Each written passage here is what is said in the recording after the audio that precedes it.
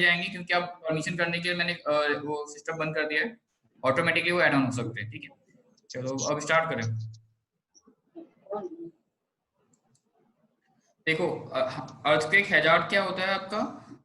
Last time हम यहीं पे थे अर्थक्वेक हैजार्ड में कि मैं, चलो सबको म्यूट कर रहा हूं मैं।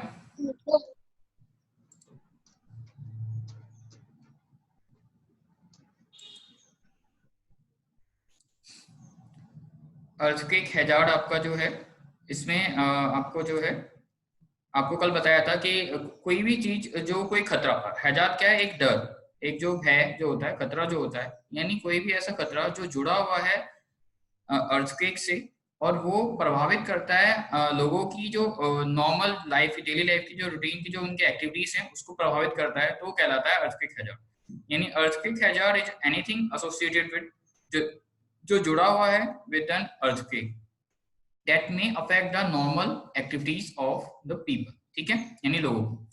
अब इसमें जो है अर्थक्वेक हैजार्ड में एक क्या क्या चीजें आती हैं, मतलब जिसको आप कंसिडर करोगे कि भाई ये अर्थक्वेक हैजार्ड है। तो दिस इंक्लूड सरफेस फॉल्टिंग, मतलब जहां पे जो आपकी सरफेस है वहां पे फॉल्ट हो, जनरेट हो जाए, क्रैक्स आ जाए। ठीक है, वो ग्राउंड सेकिंग, अगर कोई क्रैक्स वैक्स नहीं भी आए हैं और फिर भी अगर ग्राउंड सेक हो रही है, तो आपके घर के जो भी हैंगिंग ऑब्जेक्ट्स हैं, या अगर सेकिंग बहुत ज्यादा हैवी है तो जो अनस्टेबल ऑब्जेक्ट्स हैं वो गिर जाएं, या फिर अगर कोई फिजिकली चैलेंज पर्सन है या फिजिकली वीक है या एल्डरली पर्सन है, वो गिर जाए, अपना बैलेंस खो दे, तो ये सब क्या है, ये सेकिंग की वजह से हैजार्ड के फॉर्म में आएंगे। ठीक है, और अर्थक्वेक की वजह से लैंडस्लाइड्स भी होता है। ठीक है, जिसमें पहाड़ी इलाके जो होते हैं, हिली रीजन जो होते हैं, वहां पे जो है एक पर्टिकुलर प्लेन के अलोंग जो होता है, लैंड जो है स्लाइड कर जाती है और नीचे गिर जाती है एक रॉकी स्ट्रेटा। देन अर्थक्वेक की वजह से और क्या होता है, लिक्विफेक्शन का इफेक्ट होता है, यानी ऐसी सॉइल जहाँ पे वाटर टेबल ऊपर होगा, तो और अगर वो सैंडी सॉइल है तो उसमें क्या होगा कि वाइब्रेशंस की वजह से जो है वो जो कैपिलरी राइज होगा वाटर का, वाटर ऊपर राइज कर जाएगा, और फिर जो है सैंड जो है वो लिक्विफाइड फॉर्म में हो जाएगी, अपनी शियर स्ट्रेंथ को खो देगी। तो उसके ऊपर जो बिल्डिंग्स या स्ट्रक्चर्स बने हुए हैं उनकी जो फाउंडेशन है वो सेटल होगी। अब सेटल जो होगी वो जरूरी नहीं है, क्योंकि वाइब्रेट भी करिए साथ साथ, तो वो जो है उसका सेटलमेंट इंक्लाइन भी हो सकता है, और अगर सेटलमेंट इंक्लाइन होगा तो फिर वो बिल्डिंग जो है फेल होकर गिर सकती है। देन इसके अर्थक्वेक हैजार्ड में और क्या चीज आती है, एक होता है टेक्टोनिक डिफॉर्मेशन। टेक्टोनिक डिफॉर्मेशन क्या है कि जो टेक्टोनिक प्लेट्स होती हैं, टेक्टोनिक प्लेट्स में के बीच में, क्या क्या पूछ रहे हैं आप? हेलो सर, हम ये क्वेश्चन पेपर सॉल्व कर रहे हैं। जी हाँ, हम क्वेश्चन पेपर सॉल्व कर रहे हैं, 2017 का जो पेपर आया था वही सॉल्व कर रहे हैं। और क्वेश्चन नंबर अभी आपका जो चल रहा है, क्वेश्चन नंबर 2 का ये आपका बी पार्ट है। आपके क्वेश्चन नंबर 2 में दो 5-5 नंबर के आपको कोई 2 क्वेश्चन करने हैं, और ए पार्ट आपको सुनामी कल बता दिया गया था।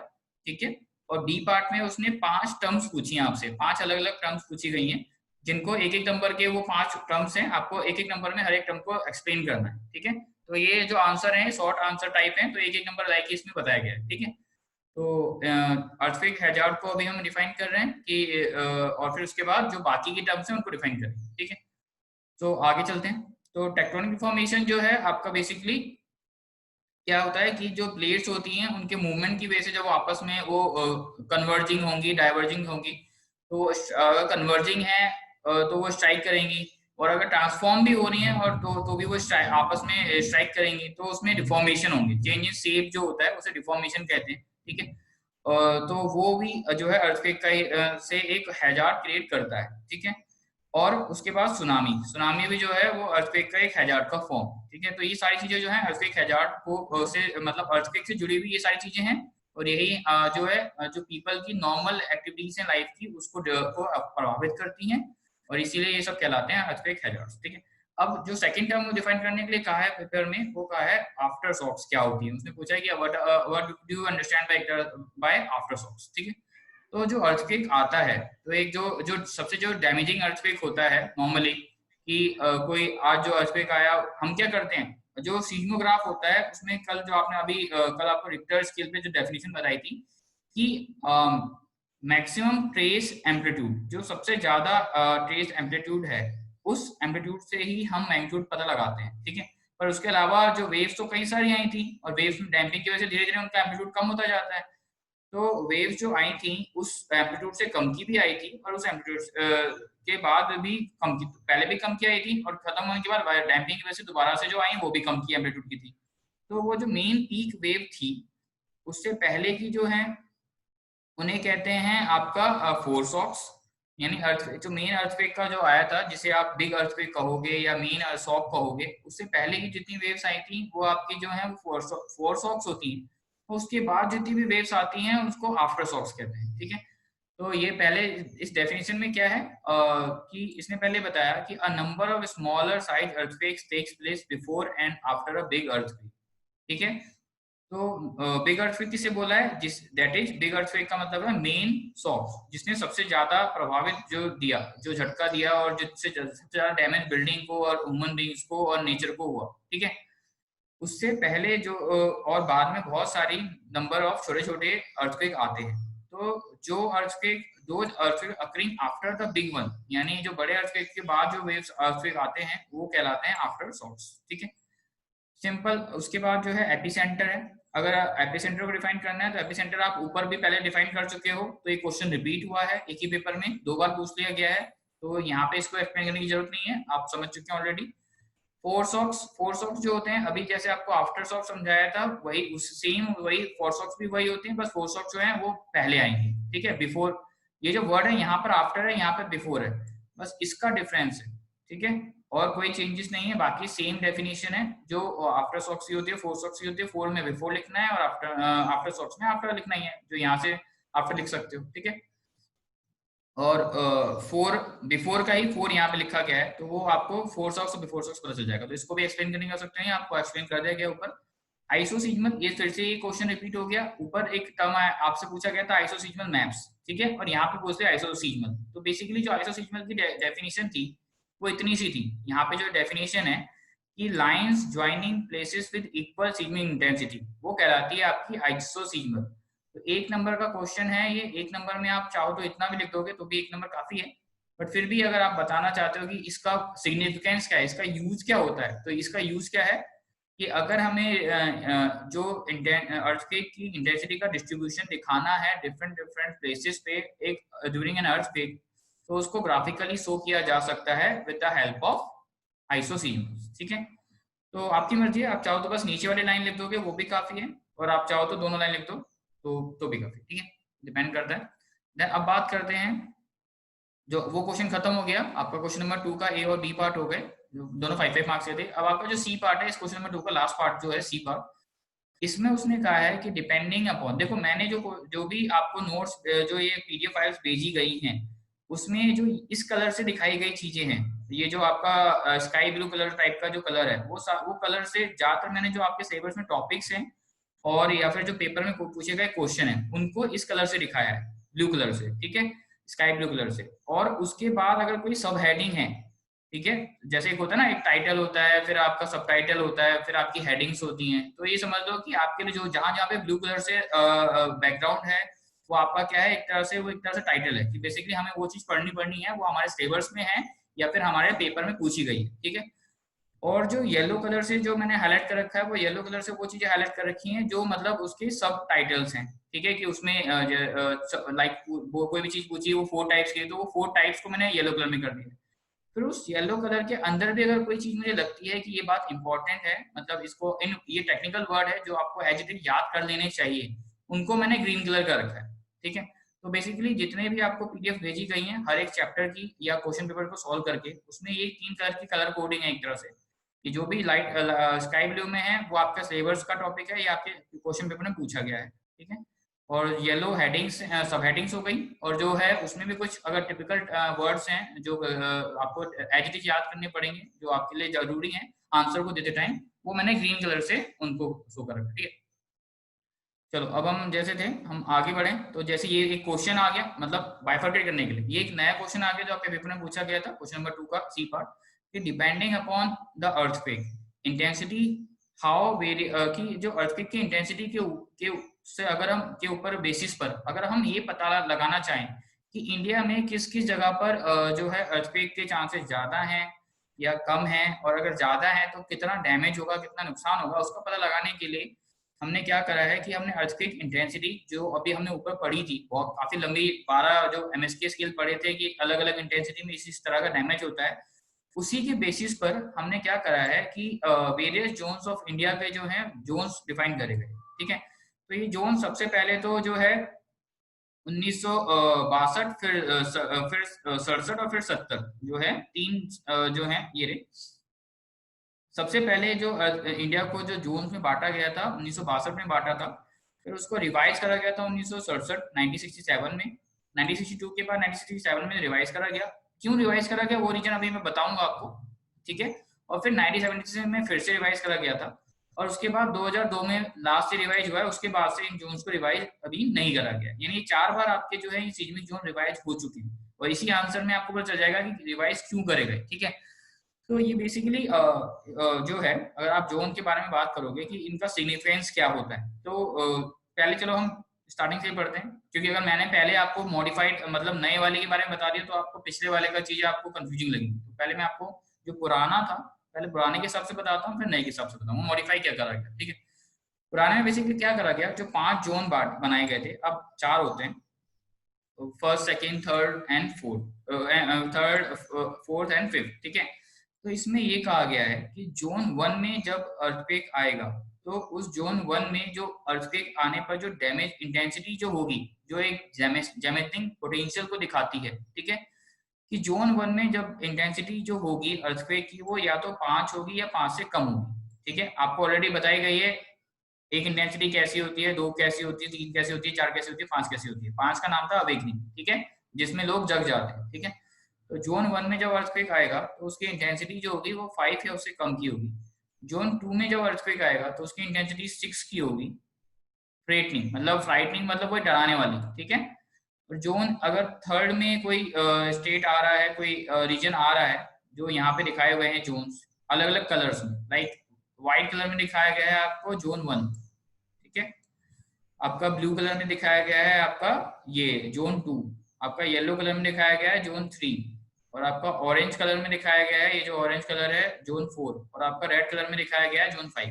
ठीक है, तो अब ये जो पूरे इंडिया में अलग अलग लोगों के स्टेट्स हैं, डिस्ट्रिक्ट्स हैं, तो वो जहां जहां पे वो डिस्ट्रिक्ट्स आ रहे हैं, जो उनकी लोकेशन आ रही है, उस लोकेशन से वो पता लगाएंगे कि हाँ भाई हम इस जोन में आते हैं, और इस जोन में जब अर्थक्वेक आएगा तो जो डैमेज होगा वो किस इंटेंसिटी का डैमेज होगा।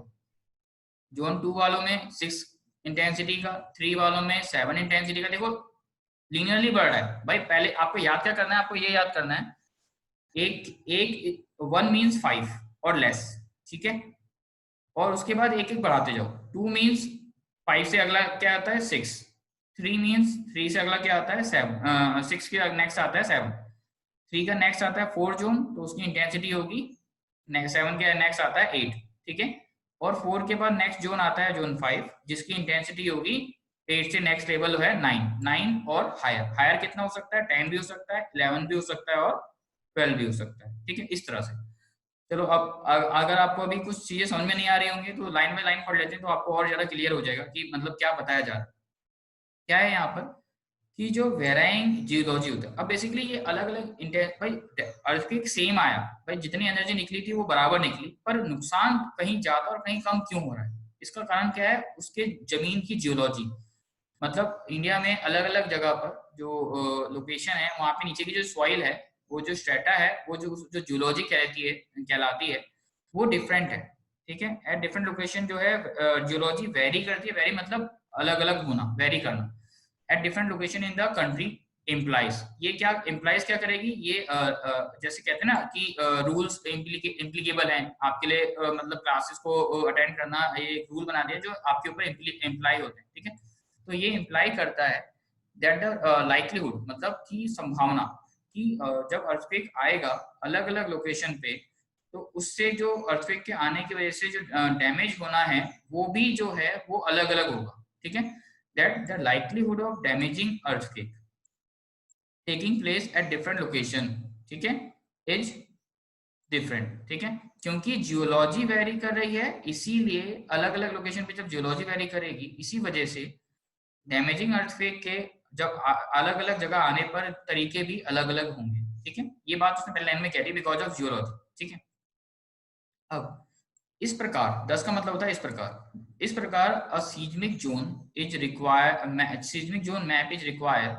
To identify these region. इसलिए हमें एक सीस्मिक जोन मैप की जरूरत पड़ी ताकि हम आइडेंटिफाई कर सके कि कहाँ पर जियोलॉजी खराब है, कहाँ पर जियोलॉजी अच्छी है। जहाँ पे जियोलॉजी अच्छी होगी वहां पे अर्थक्वेक का डैमेज कम होगा, और जहाँ पे जियोलॉजी खराब होगी वो जो है वहां पे अर्थक्वेक का डैमेज ज्यादा होगा। तो based on the level of intensity sustain during damaging past earthquake. ठीक है, तो इंडिया में अब तक जो अभी आपका 9th चैप्टर मैंने की, जो मैंने पीडीएफ भेजी है, मैंने जितने भी अर्थक्वेक आए हुए हैं सबका एक लिस्ट भेजी हुई है, तो आप देख सकते हो बहुत सारे अर्थक्वेक आए हैं। तो जो पहले जितने भी पास्ट में अर्थक्वेक आए हैं उनके बेसिस पे ये पता लगाया गया कि भाई जब अर्थक्वेक आया है तो इस जगह पे इस इंटेंसिटी का डैमेज हुआ। ठीक है, तो उस बेसिस पे पता लगाया गया कि भाई हाँ, यहाँ की जमीन जो होगी वो जो है वो खराब होगी, तभी यहाँ पे डैमेज ज्यादा हुआ है और यहाँ पे डैमेज कम हुआ है। ठीक है, तो उसके बेसिस पर क्या करा गया कि 1970 वर्जन ऑफ जो जोन मैप है उसने डिवाइड करा था इंडिया को 5 जोन्स में, जोन 1, 2, 3, 4 एंड 5, जो कि फिगर 3 में आपको दिखाया गया है। ये आपके 5, ये फिगर 3 है, Indian seismic zone map of 1970। इसमें ये 5 जोन के कलर कोडिंग करी गई है। ठीक है, और उस कलर कोडिंग के हिसाब से ही पूरे एरिया को डिवाइड करा गया। ठीक है, यहाँ पर हो क्या रहा है, जो maximum modified Mercalli intensity scale, जब आपको इंटेंसिटी पढ़ाई गई थी तो इंटेंसिटी के 2 स्केल बताए गए थे। एक था MMI स्केल यानी मॉडिफाइड मर्केली इंटेंसिटी स्केल। ठीक है, तो उस वही MMI स्केल को ही इसने यहाँ पे MM और इंटेंसिटी लिख दिया पूरा। ठीक है, तो आप चाहे MM इंटेंसिटी लिखो या आप MMI स्केल लिखो, बात एक ही है। उस स्केल के हिसाब से जो सीजमिंग शेकिंग होगी, जो जब वाइब्रेशंस होंगी, मतलब जो चीजें हिलेंगी, ऑब्जेक्ट जो मूव करेंगे, वो एक्सपेक्टेड होगा इन इन इन दी जोन्स। ये जो 5 जोन्स हैं इनमें जो सीजमिंग शेकिंग होगी वो एक्सपेक्टेड होगी, वह किस कैटेगरी की होगी, 5 और less, 6, 7, 8 and 9 and higher respectively. Respectively का मतलब ये होता है कि this one belongs to this, मतलब ये कोमा कोमा के हिसाब से चलता है, तो नेक्स्ट कोमा के बाद जो दूसरी चीज होगी वो यहाँ कोमा के बाद दूसरी चीज होगी, तो ये रेस्पेक्टिवली का मतलब होता है। ठीक है, अब हम बात करते हैं कि जोन 5 में कौन सी चीजें हैं। ये एक लाइन में बताया कि भाई जितना भी आपका हिमालयन बाउंड्रीज है नॉर्थ इंडिया में और पूरा नॉर्थ ईस्ट में, ठीक है, जो आपकी 7 सिस्टर्स कहलाती हैं, जो आपके जो 7 स्टेट्स हैं यहाँ पे, अरुणाचल प्रदेश जो है, मेघालय है, सिक्किम है। ठीक है, ये जो जितने भी स्टेट्स हैं ये सब जो हैं आपका जो है नॉर्थ ईस्ट में आ जाते हैं। ठीक है, तो यहाँ ये कुछ जो है आपका बिहार का पार्ट है। ठीक है, और यहाँ जम्मू कश्मीर में जो 3 इलाके हैं, ये उत्तराखंड का पार्ट है, ये श्रीनगर है, जम्मू कश्मीर है, और जो ये भुज है यहाँ पर गुजरात का, ये भुज ये जो है कच्छ वाला जो पार्ट है यहाँ पर, कच्छ इस जगह पर, ये आपकी ये जोन 5 में डाले गए। तो वही ये कह रहा है, parts of Himalayan boundaries in north and north east and Kutch area in the west. West में कौन सा, कच्छ वाला एरिया, और नॉर्थ ईस्ट के ये वाले एरिया, ये इन्हें क्लासिफाई करा गया है एज जोन 5। ये जोन 5 में है, यहाँ पे सबसे ज्यादा डैमेज पोटेंशियल है।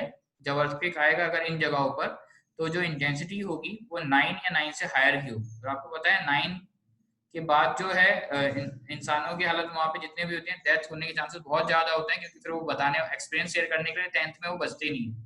ठीक है,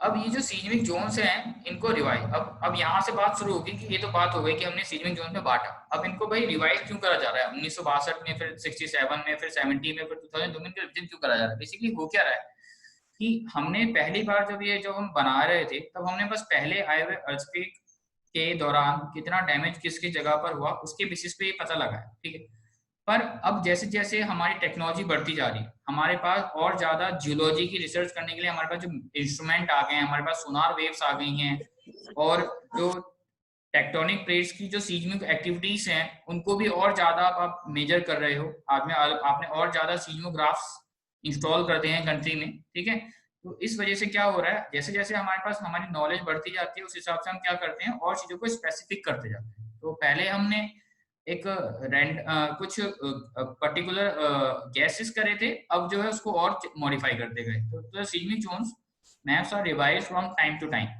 as more understanding is gain, क्योंकि और ज्यादा हमें समझ प्राप्त होती जा रही है ऑन द, किस किस के ऊपर हमें ज्यादा समझ, हमारी समझ बढ़ रही है, जियोलॉजी के ऊपर, यानी जमीन के नीचे की जो स्ट्रेटा है उनकी और समझ बढ़ रही है। सीजमो टेक्टोनिक्स, यानी जो टेक्टोनिक प्लेट्स का जो मूवमेंट हो रहा है, किस स्पीड से हिमालयन प्लेट चल रही है, इंडो और वो और आपकी यूरेशियन प्लेट चल रही है और इंडियन प्लेट किस स्पीड से चल रही है, मतलब दोनों एक ही डायरेक्शन में चल रही है पर उनके चलने का स्पीड भी अलग अलग है, जिसकी वजह से जो है वो आपस में कोलाइड कर रही है और जिससे हिमालय का साइज की जो हाइट है बढ़ रही है। तो मतलब जरूरी नहीं है कि हमेशा जो है कन्वर्जिंग में ही हिल्स का फॉर्मेशन होगा, ये ट्रांसफॉर्म कर रही हैं तब भी हिल्स का फॉर्मेशन हो रहा है, बिकॉज क्योंकि चलने की स्पीड जो है वो डिफरेंट है और एक पर एक ही डायरेक्शन में चल रही है। तो ये चीजें अभी हैं, हमें बाद में पता चली। और किस चीज की नॉलेज हमारी बढ़ गई, समझ बढ़ गई, सीजमिंग एक्टिविटी इन द कंट्री, की कंट्री में कहाँ कहाँ पे सीजमिंग एक्टिविटीज चलती रहती हैं, वॉल्केनिक इरप्शन अगर कहीं होने की संभावना है या नहीं है, इस तरह से। ठीक है, और कितने जैसे आपको बताया था कि हर रोज जो है इतने अर्थक्वेक्स आते हैं 18,000, ठीक है, जो माइनर होते हैं 1 और 2 के, आपको पूरी टेबल दिखाई गई थी। तो उस हिसाब से बहुत सारी एक्टिविटीज चलती रहती है हर वक्त, जो हमें पता भी नहीं चलती। तो इंडियन स्टैंडर्ड्स, जो आपका जो IS 456 है, ब्यूरो ऑफ इंडियन स्टैंडर्ड्स, वही सारे ज्यादातर कोर्स पब्लिश करता है। तो इंडियन स्टैंडर्ड ने जो है प्रोवाइड करा था पहला सीजमिक जोन मैप इन 1962, ठीक है, जिसको बाद में रिवाइज करा गया इन 1967 और फिर से रिवाइज करा गया इन 1970, ठीक है। The map has been revise again in 2002। जैसे अब जो है इस फिगर 3 की जगह आपका जो नया मैप जो है आपको जो दिखता है, अब जो आप IS कोड पढ़ रहे हैं 1893 पार्ट 1, उसमें आपको इस तरह का मैप जो है ये दिखता है, Indian seismic zone map as per IS 1893 part 1 2002, ठीक है। अब आपका ये है, अब इसमें 4 जोन दिखाए गए हैं, जोन 1 और 2 को मर्ज कर दिया गया है। देखो आप जो ऊपर वाली फिगर में देखते हो, तो देखो जोन 1 जो है ज्यादातर जोन 2 के अंदर ही आ रहा है, मतलब ब्लू कलर के अंदर है। जोन 1 है व्हाइट कलर से और ये ब्लू कलर से है। तो अगर मर्ज करना है तो सिंपल क्या करेंगे, इन सब जगह पे क्या करेंगे, हम ब्लू कलर कर देंगे। तो जहां जहां ये व्हाइट कलर था उन सब जगह क्या हो गया, ब्लू हो गया, ठीक है। इसके अलावा और क्या क्या चेंजेस हुए, कुछ रीजन जो थे वो जोन 2 में आ रहे थे पहले, ब्लू ब्लू कलर से थे, अब उनको जो है जोन आपने जो है जोन 3 में कन्वर्ट कर दिया, मतलब वो येलो कलर में कर दिए गए। जैसे कि अगर आप देखोगे पेनिनसुलर इंडिया, मतलब जो साउथ साउथ इंडिया है, वहां पे उसे जो वहां का जो स्ट्रेटा है उसे पेनिनसुलर स्ट्रेटा सॉइल बोली जाती है। तो वहां पे आप देखोगे जो मद्रास है, जिसे आजकल चेन्नई बोला जाता है, तो वो पहले जो था जोन 2 में आता था, अब वो जोन 3 में आ रहा है। कैसे, जो चीज थी में जोन 2 में था, अब ये जो है आपका मद्रास तमिलनाडु का वो पहले यहाँ पे जो है डैमेजिंग इफेक्ट जो है ज्यादा होंगे। ऐसी जो देखोगे, जो ऊपर वाले फिगर में देखोगे, तो इस जगह पे जो है आप जो है देखो, ठीक है, लाइन मतलब इसकी विड्थ कम है, और यहाँ पे ये जोन 3 है, ये जोन 4 है, ये जोन 2 है। और जब आप नीचे नए मैप में जाके देखोगे तो यहाँ पे भी इस रीजन में भी क्या हुआ है, ये येलो वाला मैटर इस तरह से बढ़ गया है, ठीक है। यहाँ देखो येलो वाले की जो चौड़ाई है, यहाँ पे पहले एक सिंगल लाइन थी, अब देखो ये यहाँ तक एक्सपेंड कर रहा है जोन 3, और जोन 4 जैसा था वो वैसा का वैसा ही बना हुआ है। तो मीन्स संभावनाएं कम थी अर्थक्वेक की, हम ये कह रहे थे कि डैमेजिंग इफेक्ट यहाँ पे कम होंगे। उनके areas of damaging effect zone 1 जो है 2 में चला गया और 2 जो है वो 3 में चला गया, ठीक है। वही बात है यहाँ पे कह रहा है, and it now has only 4 seismic zones: second, third, fourth, and fifth. The area falling in seismic zone 1 in 1970 version of the map are merged with those in seismic zone in zone 2. Also, the seismic zone map in the peninsular region मतलब वही आपका Maharashtrian terrain जो होते हैं, मतलब और तमिलनाडु, ये सब जो है पेनिसुलर रीजन में आते हैं। आपकी एक तो एलुवियल सॉइल होती है, जो हमारा जो है ये दिल्ली और जो ये आपका जो है आपका उत्तर प्रदेश, ये सब क्या है, एलुवियल रीजन में आता है, एलुवियल सॉइल। और ये जो आपका जो है महाराष्ट्र तमिलनाडु, ये जो है पेनिसुलर रीजन में आता है, ठीक है। तो map peninsular region has been modified, वहां पे जो है जोन्स मॉडिफाइड हुए हैं। जैसे मद्रास नाउ कम्स इन जो seismic zone 3 as zone in zone second में था इन 1970 वर्जन ऑफ मैप, अब वो जोन 3 में आ गया। अब मद्रास को चेन्नई बोलते हैं। और जो 2002 में this 2002 seismic zone map is not the final word, अभी भी ये कोई फाइनल वर्ड नहीं है। ऐसा नहीं है कि अभी हम दोबारा रिवाइज नहीं करेंगे, जैसे जैसे नॉलेज बढ़ती जाएगी वैसे वैसे ये फिर से रिवाइज होगा। और ऐसा भी नहीं है अगर रिवाइज नहीं भी हो रहा है, अब 2002 के बाद से 2020 चल रहा है, ठीक है, तो अगर कोई अभी किसी जोन में अर्थक्वेक आएगा तो ऐसा हो सकता है कि किसी को जोन 3 बता रखा था और वहां पे क्या रखा था कि यहाँ पे इंटेंसिटी जो डैमेज का इंटेंसिटी होगी वो आपकी जो है 7 होगी, पर जरूरी नहीं है कि वो 7 का ही डैमेज हो, बेसिकली वो डैमेज 8 का भी हो सकता है, ठीक है। तो this is not a final word, but ये एक एक्सपेक्टेशन, एक संभावना है, ठीक है, on the seismic hazard of the country, and hence there can not be no sense of compliancy in this regard. मतलब जरूरी नहीं है कि ऐसा ही कंप्लायंस भी ऐसा ही हो, मतलब जो बात बताई गई है उसका होना एक संभावना है, बिल्कुल एज इट इज उसकी कॉम्पिटेंसी जो है वो ऐसा जरूरी नहीं, ठीक है। अब इस तरह से आपका जो है ये सीजमिक जोनिंग जो है, बस ये एक और बात बताइए इसमें लास्ट जो है कि सीजमिक जोन के करने के अलावा भी हमने क्या करा है, कुछ जोनों को माइक्रो जोन में, सीजमिक माइक्रो जोन में भी बांटा गया है, ठीक है। लाइक अगर हमें अर्बन प्लानिंग करनी है मेट्रोपॉलिटन सिटीज में, लाइक आपकी 4 मेट्रोपॉलिटन सिटीज हैं, दिल्ली, मुंबई और चेन्नई और कोलकाता, तो वहां पे जो है इतने पॉपुलेशन इतनी ज्यादा है, वहां पे अर्बन प्लानिंग करनी है, तो वहां पे हम और ज्यादा स्पेसिफिक मतलब जो अभी आपको जो मैप दिखाए गए हैं, इस मैप में सिर्फ ये बता दिया है कि जो डैमेज होगा उसको किस खतरे का होगा, मतलब किस लेवल का डैमेज होगा, पर ये नहीं बताया गया कि यहाँ की सॉइल कैसी है, यहाँ की जियोलॉजी कैसी है, यहाँ की सीजमिक एक्टिविटी कैसी है, इसके बारे में इस मैप में कुछ भी नहीं दिया हुआ। तो अगर हमें ये भी दिखाना होता तो इस मैप में इसको दिखाना बड़ा, बहुत सारी इन्फॉर्मेशन हो जाती, तो कॉम्प्लिकेटेड हो जाता, तो वो मैप को हम पढ़ ही नहीं पाते। तो इसीलिए हमने फिर क्या करा है कि जो जहाँ पर कहीं न्यूक्लियर पावर प्लांट बनाना है या कहीं पर डैम बनाना है या अर्बन मेट्रोपॉलिटन सिटीज में आपको प्लानिंग करनी है, अर्बन प्लानिंग, तो आप क्या करोगे वहां पे माइक्रो जोन में उन रीजन्स को आप डिवाइड कर देते हो, और फिर वहां पर उस मैप में आप क्या करते हो, वहां की जियोलॉजी की भी इंफॉर्मेशन आप प्रोवाइड करते हो, ठीक है। तो वही बात ही बता रहे हैं यहाँ पे कि national seismic zone map represent a large scale view of seismic zones in the country, ये एक बहुत बड़ा स्केल शो करता है, ठीक है। तो जो लोकल वेरिएशन है, मतलब एक किसी दिल्ली में या फिर केरला में या फिर उत्तर प्रदेश में जो लोकल वेरिएशन है सॉइल की टाइप का, जियोलॉजी का, can not be represented in that scale. तो इतने बड़े लार्ज स्केल पे आप जो है लोकल वेरिएशन को नहीं दिखा सकते। देयरफॉर फॉर इम्पोर्टेंट प्रोजेक्ट्स, जो बहुत महत्वपूर्ण प्रोजेक्ट होते हैं, जैसे कि सच एज मेजर डैम, जो आपके डैम बनाए जाते हैं, नदियों का पानी रोका जाता है, टैरी डैम में जो गंगा का पानी रोका गया है, तो अगर वो फेल होता है तो बहुत ज्यादा नुकसान होगा।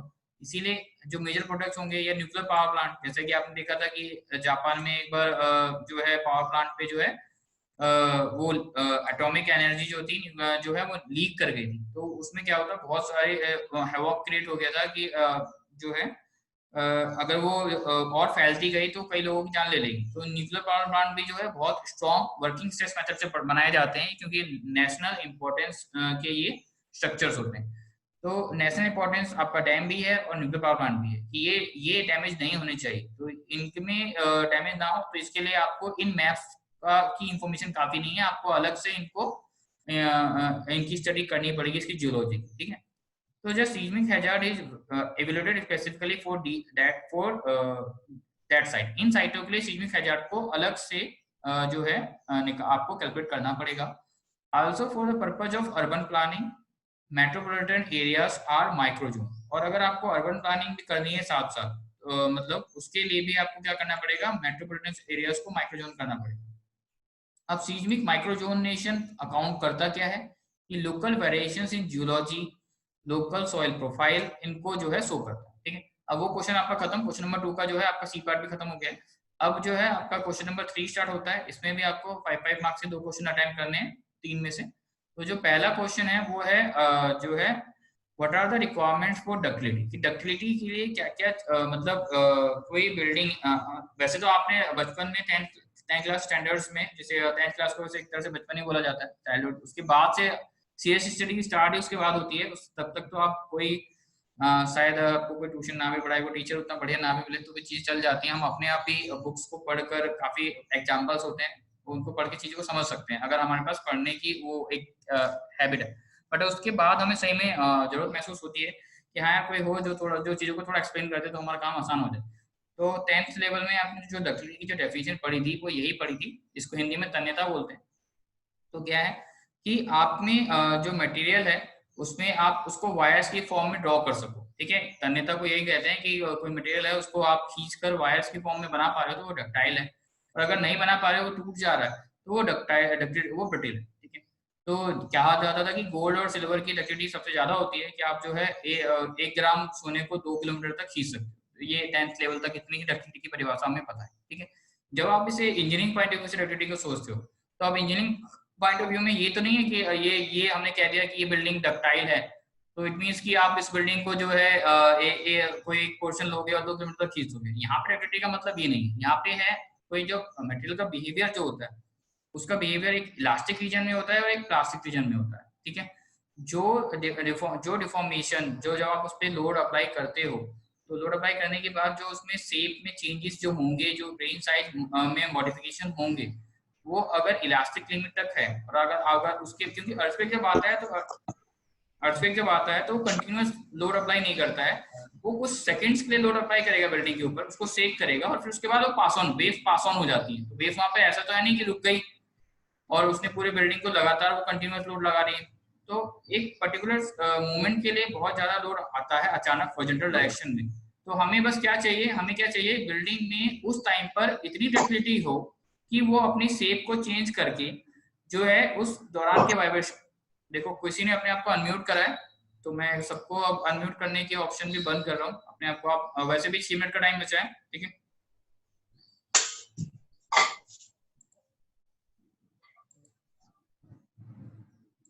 आप अब अपने आप को अनम्यूट नहीं कर पाओगे, ठीक है। तो देखो इसमें क्या है, डक्टिलिटी में का मतलब ये है कि जब वो अब जैसे कुछ आपको बिल्डिंग बनाई गई है, कुछ ऐसे स्टील स्ट्रक्चर बनाए जा रहे हैं, लाइक आपने पीसा की मीनार सुनी होगी, वो अपने आप एक पर्टिकुलर एंगल पे टिल्ट हुई हुई है, ठीक है, फिर वो गिरती नहीं।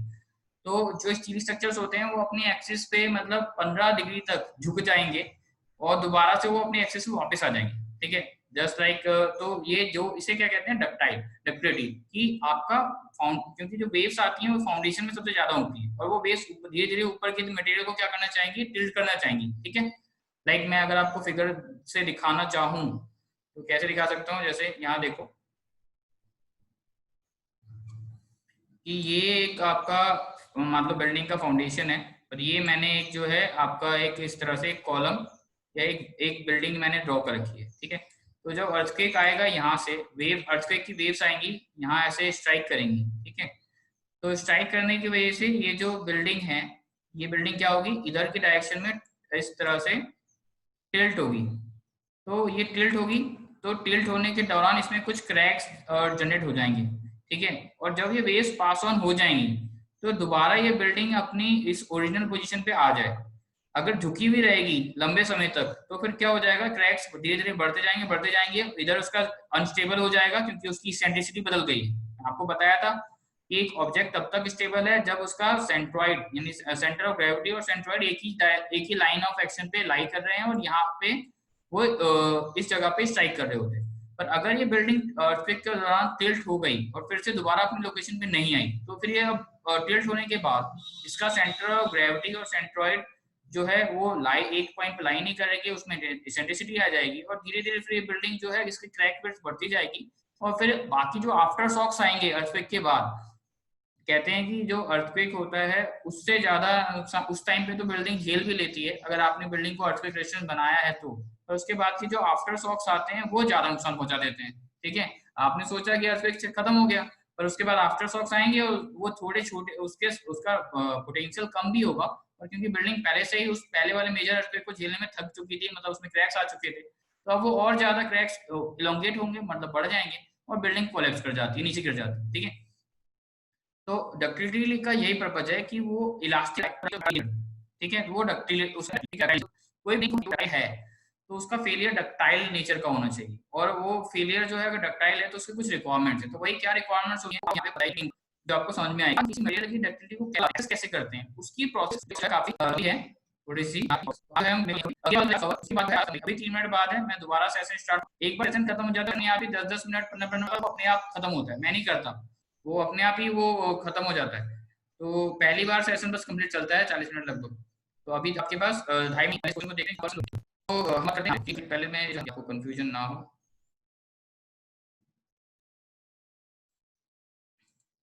ठीक है।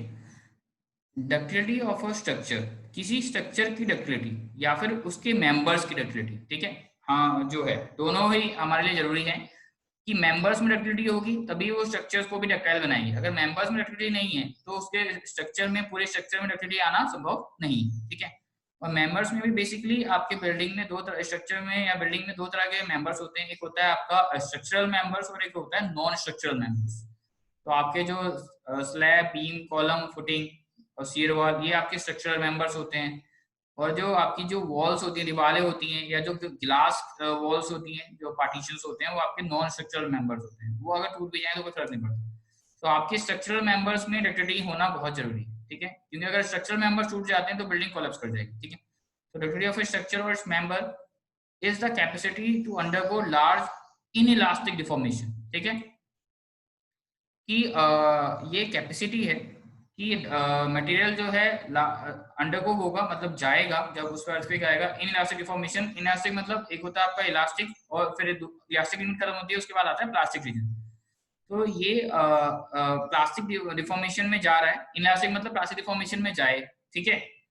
जब वो प्लास्टिक डिफॉर्मेशन में जाएगा उस दौरान उसकी जो स्ट्रेंथ है या उसकी जो स्टिफनेस है वो खत्म, उसमें जो लॉस होगा, ठीक है, वो कम से कम हो, इतना हो कि वो कंसिडरेबल ना हो या इनसिग्निफिकेंट लॉस हो। वो ये कह रहा है the capacity to undergo large inelastic deformation without significant loss of strength और स्टिफनेस। स्ट्रेंथ होती है आपकी मजबूती, और ये और जो है मतलब इसे ताकत कह लो स्ट्रेंथ को, और स्टिफनेस को कह लो कठोरता, ठीक है। जो रिजिडिटी है वो स्टिफनेस से जुड़ी हुई चीज है, ठीक है। और स्ट्रेंथ जो है वो कितनी ताकत वो लोड सह सकता है, ठीक है। दोनों वर्ड मोरलेस सिमिलर कंप्लायंसेस शो करते हैं, ठीक है। तो इन ये तो हो गए रिक्वायरमेंट, ये जो थी इतनी रिक्वायरमेंट थी कि रिक्वायरमेंट क्या है कि जब हमारा कोई स्ट्रक्चर है या उसका मेंबर है वो इन जो अर्थक्वेक से के दौरान उसमें इन इलास्टिक डिफॉर्मेशन में जाता है बहुत ज्यादा, तो उस दौरान वो अपनी जो स्ट्रेंथ है और स्टिफनेस को कम से कम खोए या इतना खोए जो कि जिसकी कोई सिग्निफिकेंस ना हो, ठीक है, उतना महत्वपूर्ण